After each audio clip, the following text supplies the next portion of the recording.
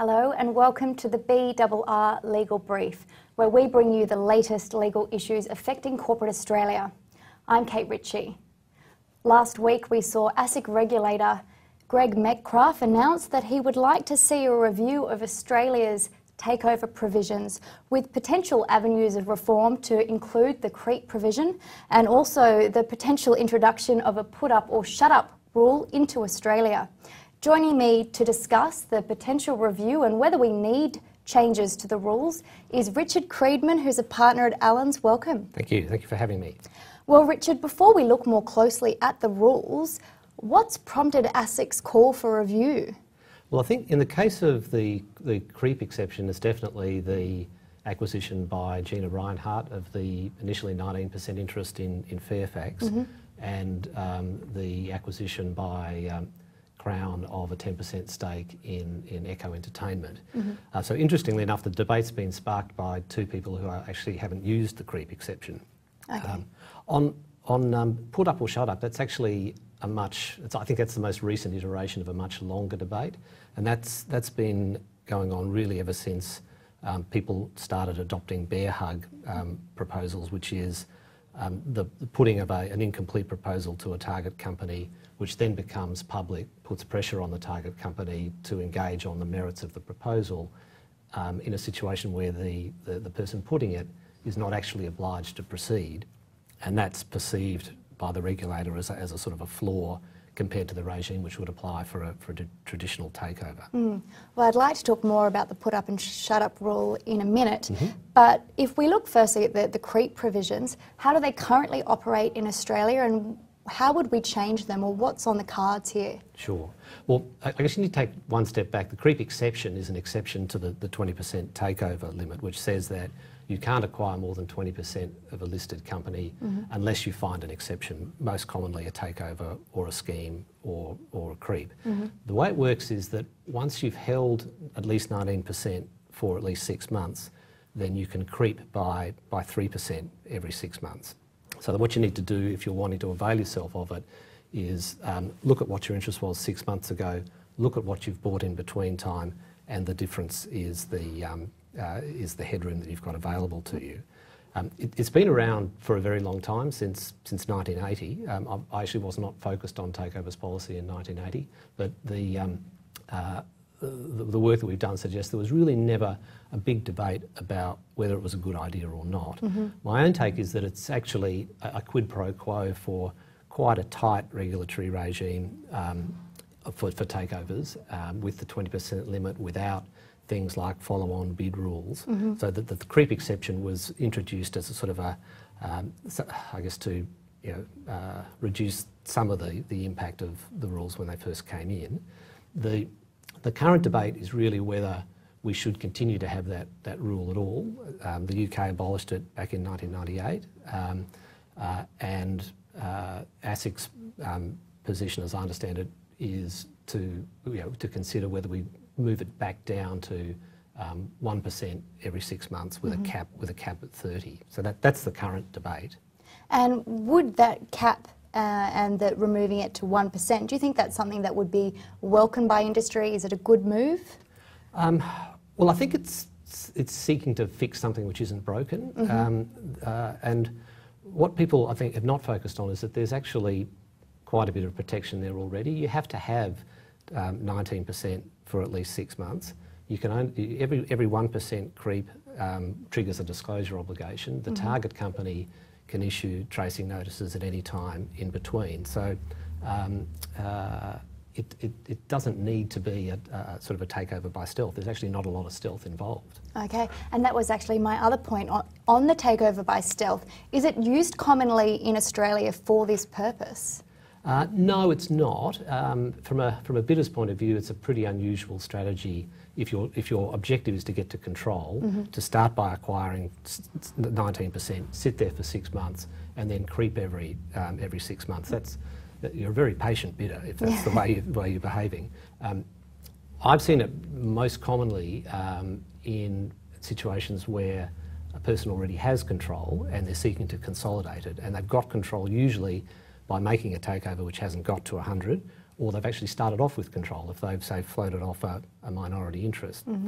So it's a procedure which is usually used to consolidate existing control rather than to get control in the first place. And I guess moving then to the put up or shut up rule, which is a rule that they have in the UK. How does the rule operate in the UK? Could you briefly run us through how it works? Sure. The UK has two different sort of takeover processes, which they have a distinction which we don't make.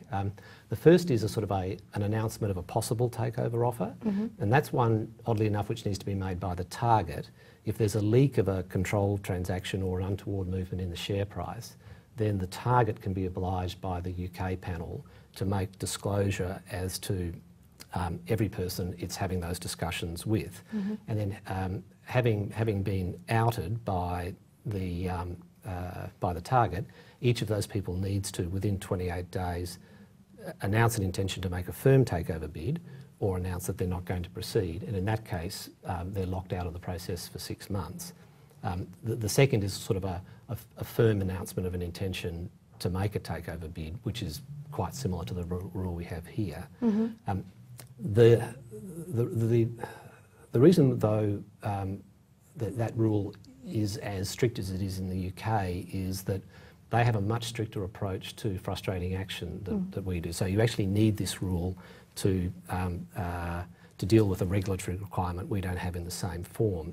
Because having made an announcement of a possible takeover, the target is then prevented from doing anything which would prevent or frustrate the possible offer until that put up or shut up deadline has been reached. So you need it in the UK because you're put in a position that you're not put in Australia. Here, you're not into frustrating actions territory if a scheme proposal is put to you at all, I don't think. And in the case of a takeover, only where you've got a genuine potential offer, and that can be a long way down the track from an approach. Well, that certainly moves me to my next question. How easy it would be to transport the UK rule into the Australian context?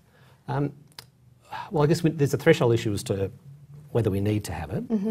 In the takeover context, we already have a form of a put-up rule in the sense that having made an intention to make a takeover offer, then you need to follow through within 2 months, or you've got a range of sort of relatively ugly regulatory consequences.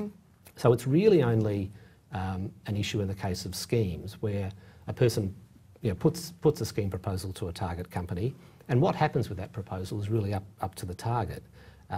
If the target does not wish to engage, then that's the end of the matter.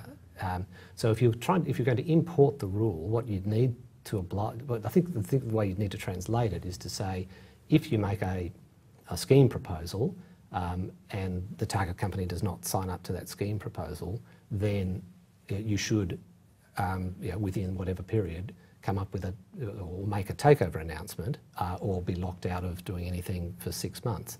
And that's a pretty significant change, and I don't think one that we'd sort of want to introduce lightly. Well, I think you probably answered that the rules are not needed in Australia, but is there any other potential solutions for this area? Well, I think it is restricted to schemes. In takeovers, I think we've got the settings right, and that's because of the statutory obligation to proceed. I think there is an issue, though, in incomplete proposals that are leaked to the market, and I think ASIC is right to be sort of rattling our collective cage about that. But I think the answer there really is the system works within the existing rules. If a scheme proposal is put on an incomplete basis, I think we need to ask ourselves, well, why is it that everybody's announcing these things when they didn't years ago? And I think the answer to that is because there's an increasing focus on continuous disclosure, leaks, a risk of being second guessed. So I think the debate to be had is probably more how those continuous disclosure rules are working. But if you get to a point where an announcement is made, provided that in the case of a scheme proposal, it's clear that the proponent of the scheme is not obliged to proceed if the target doesn't recommend it, then I think you've got a situation where the market knows what's going on. It's trading on the basis of known unknowns, like it always does. So I think it's right to have the debate on these things, but we shouldn't start from an assumption that the rules are inadequate, because I don't think they are. Maybe we just need to look a little bit further at continuous disclosure. Richard, thank you so much for joining us in the studio. My pleasure. Thank you. And listeners, thank you for joining us as well. We hope that you will join us next week for our legal brief.